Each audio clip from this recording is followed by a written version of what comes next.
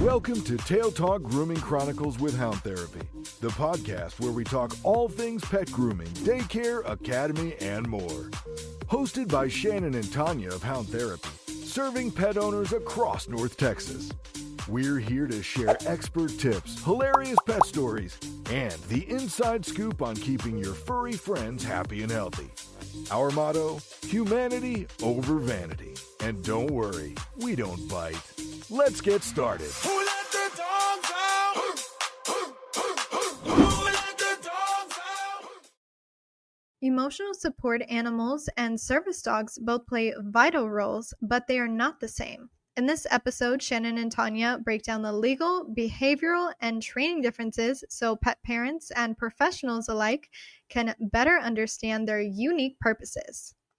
Welcome back, everyone. I'm Sophia Yvette, co-host and producer, back in the studio with Shannon and Tanya, professional groomers at Hound Therapy.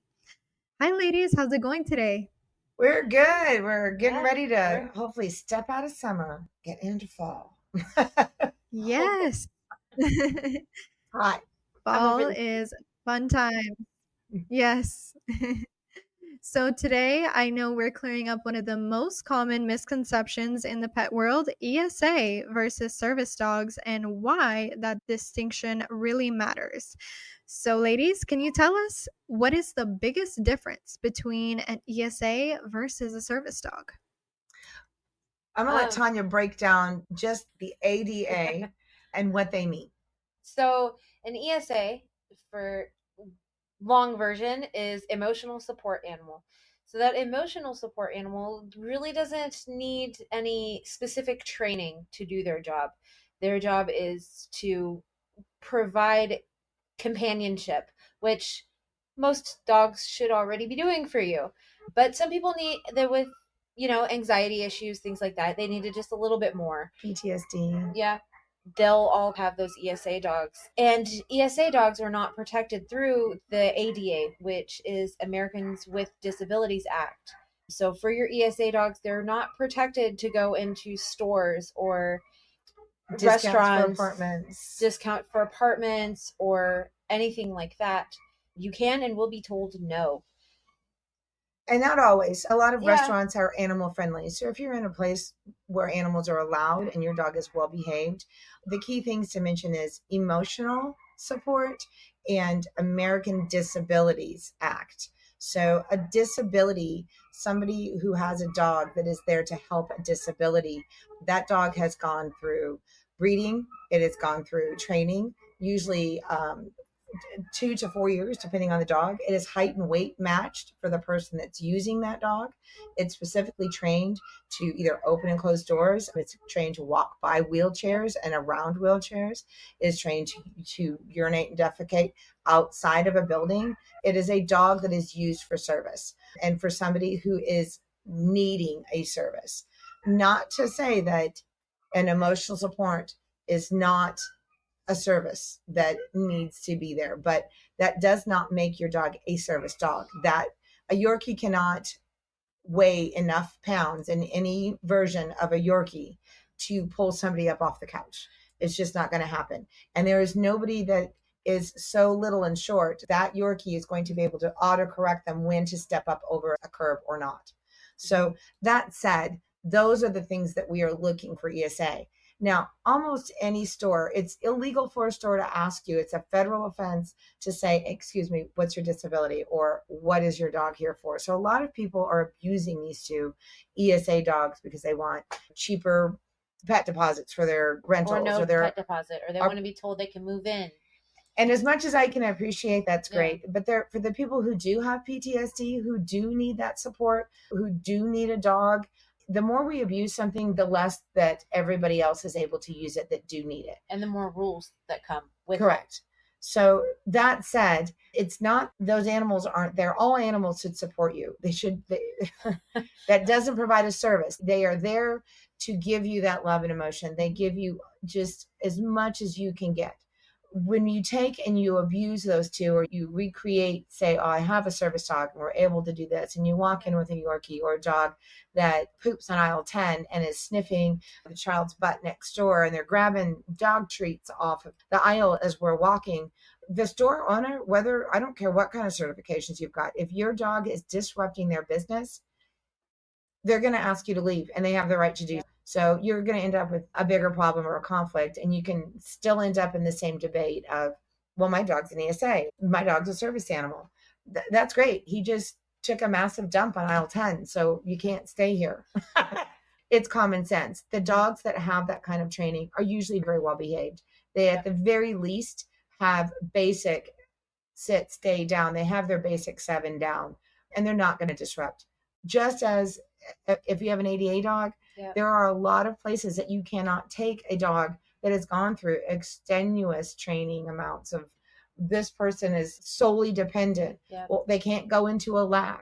If we're testing for something and a dog hair gets into it, that could be bad. Could be problematic.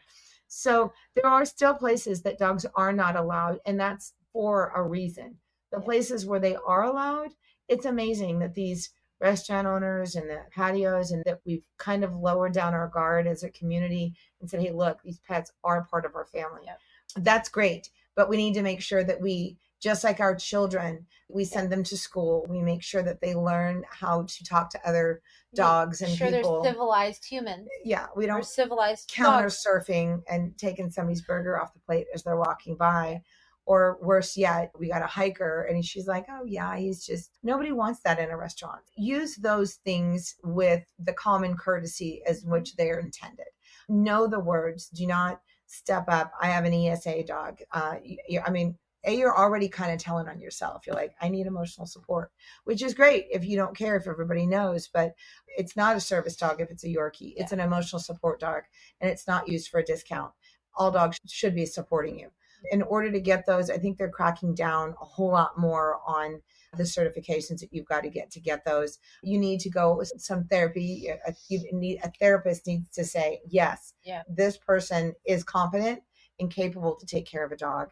And it's competent and capable enough that, it can live inside a facility and it's well trained. And this person without this dog is not, his or her quality of life is going to be detrimental without said animal. And without that third party interference, apartment complexes and rental owners are putting their foot down and saying, hey, look, we can't all have an emotional support dog. There are dogs that are well trained that you can prove they've got dogs that can sniff out diabetes. You've got heart issues. And those can be shelter dogs. I mean, some dogs, they have the ability to do so. There's also seizure dogs. For sure. So there's a lot of reasons that we need dogs. You can strap a vest if you have a dog that's great with recall, autistic children, autistic adults. There's 1,000 dogs should, and have almost always in time, have been used as a partner. They've been used as partners in hunting. They're a team. We go together as a team. The dog can't live without me, and I can't live without it. That said, if you're hunting, you get more reward with your dog because your dog can travel further and farther. If you are emotionally drained at the end of the day and you just need that extra love and unconditional love, your dog can provide that. So those are things that is a need, but they can't feed themselves without you. Then they turn into a wild dog, or we don't want that. So keep in mind that somebody that has a service dog that is an ADA dog, an ADA approved dog, they have waited years and they've paid thousands for the amount of training and breeding that they need for the correct dog to assist them in whatever capacity is needed. An emotional support dog is any dog that emotionally supports you. So and you can face penalties if you misrepresent your ADA dog or service dog for an ESA. So if you have an ESA and you're like, it's a service dog, and you get caught, you can face penalties for that. Especially if you're in a federal building or on an airline. There's a lot of abuse between the two phrases. So we just wanted to break it down for you guys. And I'm just going to tag really quickly too on a military trained dog. Dogs that work for the military are trained by specialists. They also are trained by very specialized and localized training. They're used for a very certain purpose. Those dogs are usually not rehomed if they can't be rehomed with a vet that's used them. So if a veteran, somebody who served in the military, doesn't take that dog will typically have its own type of PTSD and is not good to be placed in a home due to triggers. It's unfortunate. I don't know of another way to train it, to say it, but those dogs are usually euthanized by the time of their service is done, whether they're healthy or not, because they can't be rehomed safely for themselves or for the people that are adopting them. Yeah. It's unfortunate, but it's the ugly truth. We'll always tell you the ugly truth. And it's sad. There's a story, I can add a link later, of a vet who actually went back, used a service dog. Once you're no longer in service, that dog goes to the next handler. It was a bomb dog. And that's, bomb dogs have been since, before Vietnam, they've been used and have saved hundreds and thousands of lives. They are detrimental to the people that they serve. And she fought for hers. She was retired and was done. They were going to euthanize him and she got signatures. She said, I will take him. It was a heartwarming story, but it's not the many. Unfortunately, it's not how it goes for most of those dogs. They were bred to serve our country and that's what they did. And they do it well. And they're not usually placed in homes after. So let's not walk around with our dogs with the military vest claiming that they're to me, it's disrespectful to say, hey, look, I have an Americans Disability Act dog that's wearing a service vest from the Army, because that dog didn't earn those. And it's the same way for people, for me. Yeah. Too. I'm not walking around wearing, a Purple Heart that wasn't earned for me. Those dogs work hard for us and they should be recognized and viewed so. Yep. Wow. Thank you so much, Shannon and Tanya, for shedding light on this very, very important subject. It is so important for pet owners to know the facts. Appreciate your insights as always, and we will see you on your next episodes. Great. Thank you.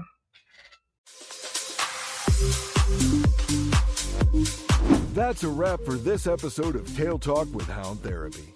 Ready to book your pet's next groom, daycare stay, or grooming academy tour? Call us at 469-367-0009. That's 469-367-0009 to schedule an appointment. Or visit us online at www.houndtherapy.com. Serving North Texas with expert pet care. Until next time, keep those tails wagging.